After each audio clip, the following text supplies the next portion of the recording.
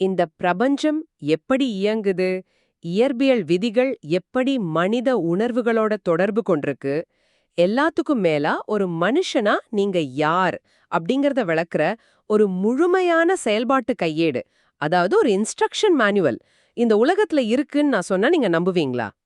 அத கேட்டா உண்மையே நம்ப கஷ்டமா தான் இருக்கும். ஆனா, அதுவும் நவீன குவாண்டம் இயற்பியலாளர்கள் எழுதுனதில்ல. கரெக்ட்.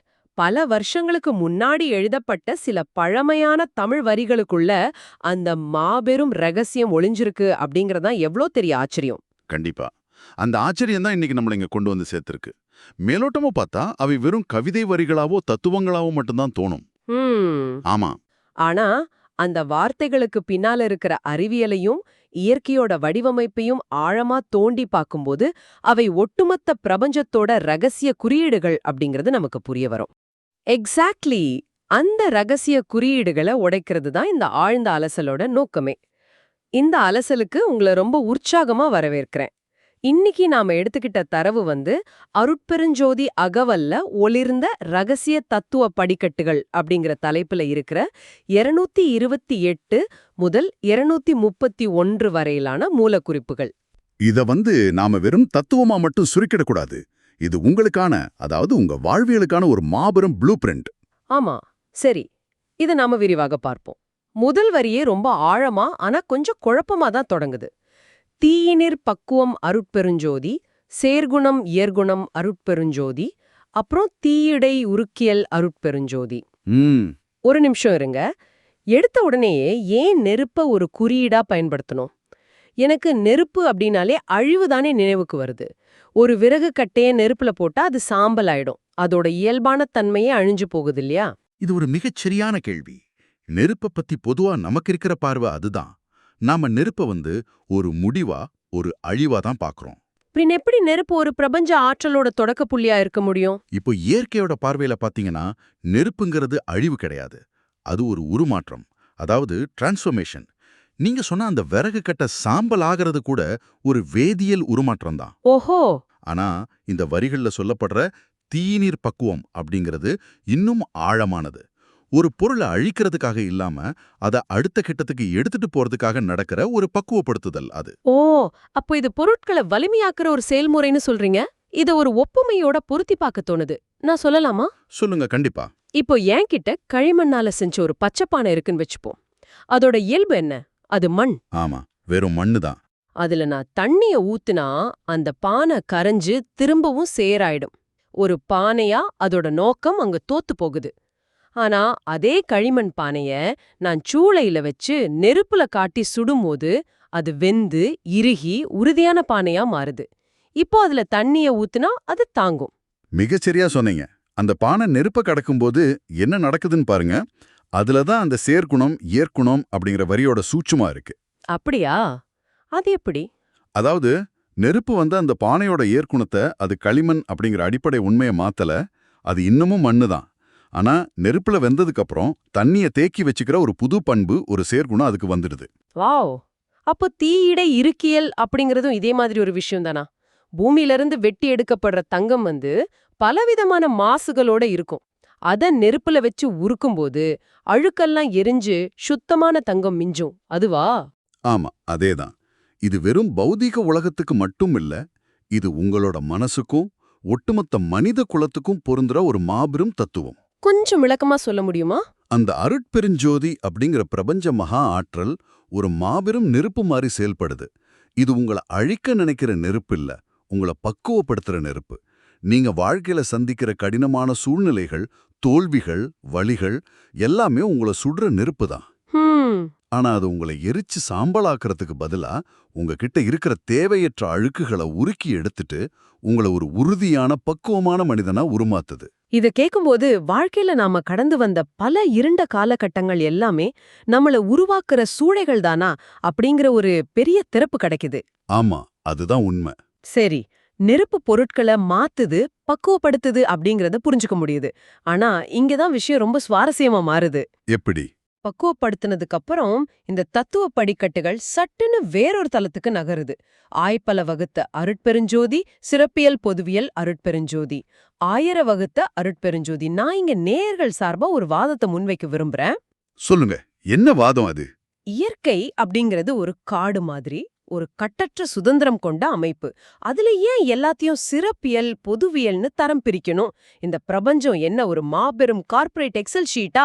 எல்லாத்தையும் பட்டியலிட்டு கட்டம் கட்டி வைக்கணுமா என்ன? நீங்க எக்ஸல் ஷீட்னு சொன்னது நல்லா இருக்கு. இயற்கை ஒரு கட்டற்ற காடு மாதிரி தெரிஞ்சாலும் எந்த ஒரு காடும் குழப்பமான அமைப்பு கிடையாது. ஓ, அப்படியா? கண்டிப்பா. அங்க நடக்கிற ஒவ்வொரு இலை உதிர்வுக்கும் ஒவ்வொரு வேரோட நகர்வுக்கும் பின்னால மிக நேர்த்தியான ஒரு ஒழுங்குமுறை இருக்கு. நீங்க எக்ஸல் ஷீட்னு சொன்னீங்க இல்லையா, பிரபஞ்சம் அதை விட பல கோடி மடங்கு துல்லியமான ஒரு கட்டமைப்பு. அப்போ அந்த ஆய்பல வகுட்வ அப்படிங்கிறது அதான் ஆய்பல வகுத்த ஆயிர வகுத்த அப்படிங்கிற வரிகள் இததான் ஆழமா உணர்த்துது.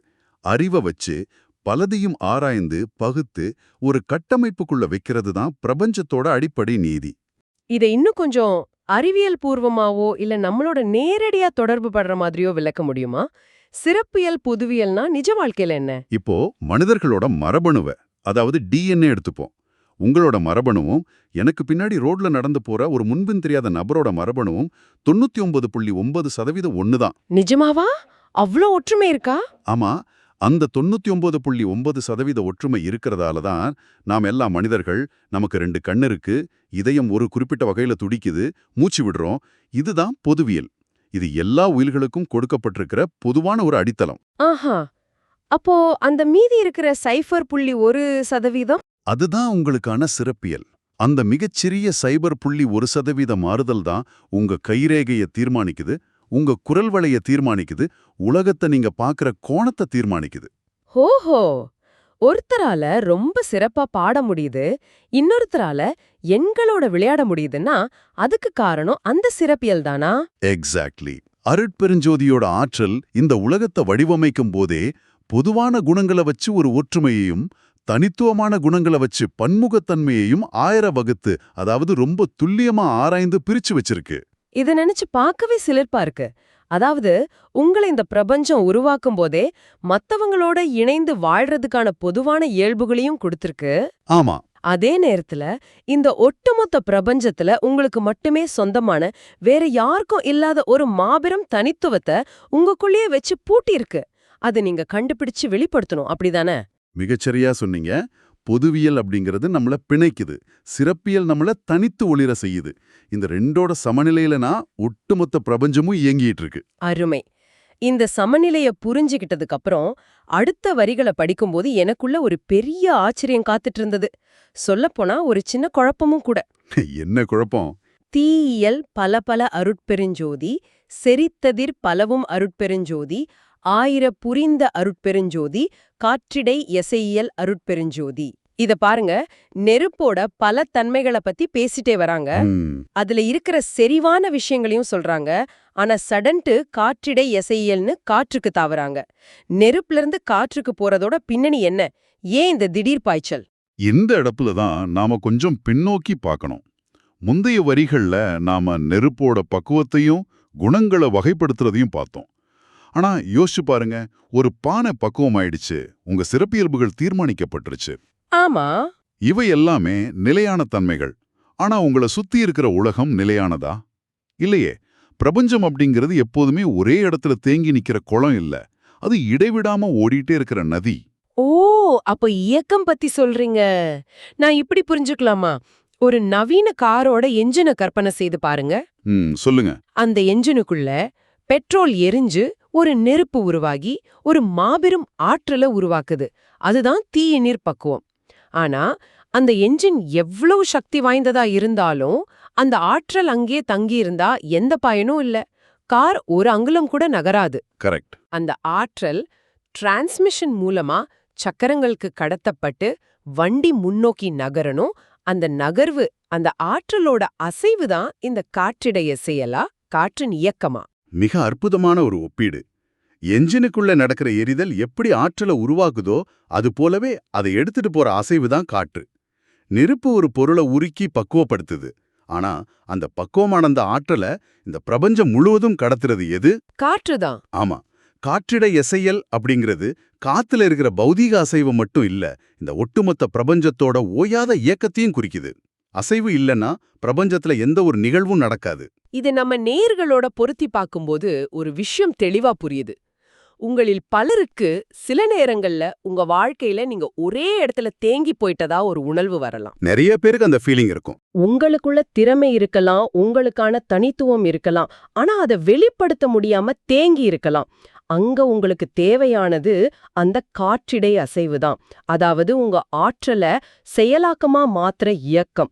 ஒரு சின்ன அசைவு, ஒரு சின்ன முயற்சி உங்களோட மொத்த ஆற்றலையும் முடுக்கிவிட முடியும் இல்லையா? முற்றிலுமா. இயற்கையோட வடிவங்கள் எப்படி ஒன்னோட ஒன்னு இணைஞ்சிருக்குன்னு இந்த வரிகள் ரொம்ப அழகா படம் பிடிச்சு காட்டுது. அருட்பெருஞ்சோதி அப்படிங்கிறது ஒரு இடத்துல அமர்ந்திருக்கிற ஒளியோ இல்ல நெருப்போ மட்டும் கிடையாது. அப்புறம் அதுவே எல்லையற்ற காற்றாவும் காற்றோட ஊடே இருக்கிற கண்ணுக்கு தெரியாத அசைவாவும் இருந்துதான் இந்த பிரபஞ்சத்தை இயக்கிக்கிட்டு இருக்கு. சரி, பௌதிக உலகத்தோட விதிகளான நெருப்பு, அதோட பக்குவம், அமைப்பு முறைகள், காற்றோட அசைவுன்னு ரொம்ப அறிவியல் பூர்வமா பேசிட்டு இருந்த இந்த தத்துவ படிக்கட்டுகள் சட்டென்று அடுத்த வரியில ஒரு மிகப்பெரிய பாய்ச்சல நிகழ்த்துது. நான் அதை படிச்சப்போ உண்மையிலே திகைச்சு போயிட்டேன். எந்த வரியை சொல்றீங்க? கலையியலுயிரியல், அருட்பெருஞ்சோதி, ஆற்றலினமைத்த அருட்பெருஞ்சோதி. இத பாருங்க, இங்க இயற்பியல் விதிகளான நெருப்பும் காற்றும், இங்க மனித உணர்வுகளுக்கும் மிக நெருக்கமான கலையும் உயிரும். கலைகளோட இயல்பு, உயிர்களோட இயல்பு, இது ரெண்டையும் இந்த பிரபஞ்ச பௌதீக ஆற்றலோட எப்படி இணைக்க முடியும்? ஒரு பாட்டை கேட்கும்போது உங்களுக்கு கண்ணீர் வருது, ஒரு ஓவியத்தை பார்க்கும்போது உங்களுக்குள்ள ஒரு சிலிர்ப்பு பிறக்குது. அதை எப்படி தெர்மோடைனமிக்ஸ் விதிகளோட பொருத்தி பார்க்க முடியும்? இதுதான் இந்த அகவல் வரிகளோட உச்சகட்ட அழகு. இது திடீர் பாய்ச்சல் இல்ல, என்ன சொல்றது, இது ஒரு அற்புதமான பரிணாம வளர்ச்சி. அறிவியலையும் அழகியலையும் பிரிக்க முடியாத ஒரு புள்ளி இது. எப்படி சொல்றீங்க? நீங்க ஒரு பாடகரோட குரல் வளைய நினைச்சு பாருங்க. அங்க என்ன நடக்குது? காற்று அப்படிங்கிற பௌதிக பொருள் மனித உடல் அப்படிங்கிற உயிரியல் திசுக்களோட வழியா உரசி வெளியேறுது. இது வெறும் அறிவியல். ஓ, ஆமா. ஆனா அந்த அசைவை மனிதனோட உள்ளுணர்வு கட்டுப்படுத்தும் போது அது வெறும் சத்தமா இல்லாம ஒரு பாடலா, ஒரு மாபெரும் கலையா உருவெடுக்குது. Mind blowing. அப்படியென்றால் காற்று, அசைவு போன்ற பௌதிக விதிகளும் திசுக்கள், நாண்கள் போன்ற உயிரியல் விதிகளும் ஒன்னு சேரும்போதுதான் கலை பிறக்குது. கலை அப்படிங்கிறது மனிதன் தனியா கண்டுபிடிச்ச ஒண்ணு இல்ல, அது பிரபஞ்சத்தோட உள்ளமைப்பிலையா இருக்குன்னு சொல்றீங்களா? நிச்சயமா. குயிலோட பாட்டுல இருக்கிற இசை, சிலந்தியோட வலையில இருக்கிற வடிவியல், ஒரு குழந்தை எந்த காரணமும் இல்லாம சிரிக்கும்போது வெளிப்படுற கவிதை, இவை எல்லாமே கலையல் தான். வாவ். உயிரியல் அப்படிங்கிறது வெறும் செல்களாலான உடற்கூறியல் மட்டும் இல்ல, அது உயிரோட நுட்பமான துடிப்பு. அந்த துடிப்போட ஆகச்சிறந்த வெளிப்பாடுதான் கலை. இந்த அனைத்து அதிசயங்களையும் பௌதிக விதிகளையும் மனித உணர்வுகளையும் ஒருங்கிணைக்கிற ஒற்றைச்சொல் என்ன தெரியுமா? நீங்க வாசிச்ச அந்த கடைசி வரிதான், ஆற்றலின் அமைத்த. எக்ஸாக்ட்லி. ஆற்றலின் அமைத்த. கலைகளோட நுட்பமும் சரி, உயிர்களோட துடிப்பும் சரி, காற்றோட அசைவும் சரி, நெருப்போட பக்குவமும் சரி, எல்லாமே அந்த ஒற்றை அருட்பெருஞ்சோதியோட ஆற்றலால் மட்டுமே அமைக்கப்பட்டவை. எல்லாமே ஒண்ணுதான்னு சொல்றீங்க? ஆமா. இதுதான் நாம புரிந்து, அதாவது ஆழமா ஆராய்ந்து உணர்ந்து கொள்ளணும். நாம பிரபஞ்சத்தை அறிவியல், கலை, ஆன்மீகல்னு தனித்தனியா பிரிச்சு பார்க்கறோம். ஆனா அந்த மகா ஆற்றலுக்கு கலை வேற, அறிவியல் வேற, உயிர் வேற கிடையாது. எல்லாமே அதோட பலவிதமான வெளிப்பாடுகள் மட்டும்தான். சரி, இது எல்லாத்தையும் தொகுத்து பார்த்தா இந்த பிரபஞ்சம் அப்படிங்கிறது ஒரு பிரம்மாண்டமான தியான மண்டபம் மாதிரி இருக்கு. ஒரு படிக்கட்டுல தொடங்கி படிப்படியா மேல ஏறுற மாதிரி இந்த மூல குறிப்புகள் நம்மள கூட்டிட்டு போகுது. ரொம்ப அழகா சொன்னீங்க. நெருப்போட பக்குவத்துல ஆரம்பிச்சு அப்புறம் நம்மளோட தனித்துவங்களையும் பொதுவான குணங்களையும் பிரிச்சுணர்ந்து நம்மள நாமே அறிஞ்சுக்கிட்டோம். ஆமா. அதுக்கப்புறம் தேங்கி நிக்காம காற்றோட அசைவோட முன்னோக்கி நகர்ந்தோம். இறுதியா மனித வாழ்க்கையோட மிக உன்னதமான கலை மற்றும் உயிர்களோட ஆற்றல்ல வந்து நிக்கிறோம். முற்றிலும் உண்மை. அந்த சிகரத்துல நின்னு பார்க்கும்போதுதான் உங்களை சுத்தி இருக்கிற உலகம் மட்டும் இல்ல, உங்களுக்குள்ள இருக்கிற உலகமும் எவ்வளவு நேர்த்தியா, எவ்வளவு அற்புதமான ஒரு ஆற்றலால வடிவமைக்கப்பட்டிருக்குன்னு புரியும். எனவே இது உங்களுக்கு உணர்த்துவது என்ன? இந்த பிரபஞ்சத்துல இருக்கிற கோடான கோடி நட்சத்திரங்களையும் கோள்களையும் எவ்வளவு நேர்த்தியா இந்த அருட்பெருஞ்சோதி ஆற்றல் அமைச்சிருக்கோ அதே அளவுக்கு நேர்த்தியா உங்களுக்குள்ளும் சிறப்பியல்புகளும் பொதுவியல்புகளும் பிரபஞ்ச ஆற்றலால அமைக்கப்பட்டிருக்கு. அந்த ஆற்றல் உங்களை தொடர்ந்து பக்குவப்படுத்திட்டே இருக்கு. அதை உணர்ந்துக்கிறது தான் வாழ்வோட உண்மையான அர்த்தம். சரி, இந்த ஆழ்ந்த அலசலை நிறைவு செய்யறதுக்கு முன்னாடி ஒரு விஷயத்த உங்களோட சிந்தனைக்கு விட விரும்புறேன். நாம பார்த்த மூலக்குறிப்புகளோட அடிப்படையில எழும் ஒரு புதிய கேள்வி இது. சொல்லுங்க. நம்மளோட இயற்குணம் அப்படிங்கிறது அந்த பிரபஞ்ச ஜோதியோட ஆற்றலால ரொம்ப சிறப்பா ரொம்ப அழகா அமைஞ்சதுன்னு பார்த்தோம். அப்படியானால் நாம அன்றாடம் வெளிப்படுத்துற தேவையற்ற கோபம், தேவையில்லாத பயம், பொறாமை, விரக்தி போன்ற உணர்வுகள்லாம் எங்கிருந்து வந்தது? நல்ல கேள்வி.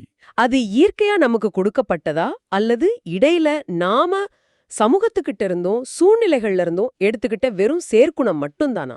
கண்டிப்பா அது நாமளா உருவாக்கிக்கிட்ட சேர்க்கணும் தான். அப்படியென்றால் அந்த சேர்க்குணங்களை தீயினிற் பக்குவம் செய்யற மாதிரி உங்க அறிவோட நெருப்ப கொண்டு சுட்டு பொசுக்குனா உங்க கிட்ட ஒளிஞ்சிருக்கிற உண்மையான உயிரியல் ஆற்றல் ஒரு மாபெரும் கலையியல் போல எவ்ளோ பிரம்மாண்டமா வெளிப்படும்னு கொஞ்சம் யோசிச்சு பாருங்க. மிக ஆழமான சிந்தனை. நம்மளோட உண்மையான ஆற்றலை அந்த பிரபஞ்ச அசைவை தடுத்து நிறுத்துறது நாமே உருவாக்கிக்கிட்ட அந்த செயற்குணங்கள் தான். அதை பக்குவப்படுத்தும் போது தான் நாம முழுமையடைகிறோம். ஆமா, நிகழ்ச்சியோட தொடக்கத்துல நான் ஒரு இன்ஸ்ட்ரக்ஷன் மேனுவல் பத்தி சொன்னேன் இல்லையா? இப்போ எனக்கு ஒன்னு ரொம்ப தெளிவா புரியுது. என்ன புரியுது? அந்த அருட்பெருஞ்சோதி அகவலோட வரிகள் ஏதோ ஒரு தூரத்து பிரபஞ்சத்துக்கான கையேடு இல்ல, அது உங்களுக்கான கையேடு. அந்த வரைபடத்தை கொண்டு உங்களுக்குள்ள இருக்கிற ஆற்றலை எப்படி வெளிக்கொண்டு வர போறீங்க அப்படிங்கிறது உங்க கைகள்ல தான் இருக்கு. சிந்தித்து பாருங்கள். மீண்டும் ஒரு சுவாரஸ்யமான ஆழ்ந்த அலசலில் சந்திப்போம்.